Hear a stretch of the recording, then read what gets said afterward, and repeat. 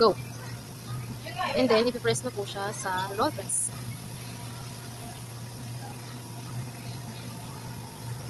Pag nakain na ng heating pad, bibitawan na ng presser. After niya pong dumaan dun sa heating pad, ilalabas na siya na printed na po. And then, as you can see po, may conveyor tayo. Aabot siya hanggang doon sa dulo. So, yan po yung final pressing output. So, after po i-press, ili-laser na po siya.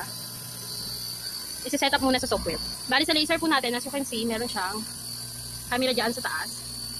Hindi na masyadong kita sa video. And then, meron po siya, yan po yung pinaka-laser cutter niya. Yan po yung nagka-cut. So, after po ma-set up, i-start na po yung pag-laser cut. So, ganyan po yung pagkat ng laser natin.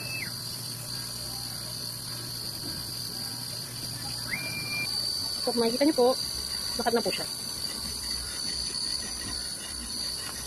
So, nasa sewing process na po. Ang gamit po natin is high speed.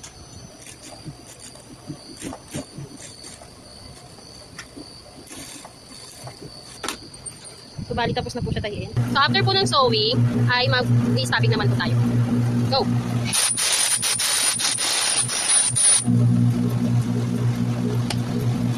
Then, after po yung lagyan ng bulak, i-stopping, titimbangin po siya kung tama po yung weight. So, after po ng stopping, ipapa-close na po natin siya. For closing na. So, tapos na po i-close. Ito na po yung final na toy pillow po natin.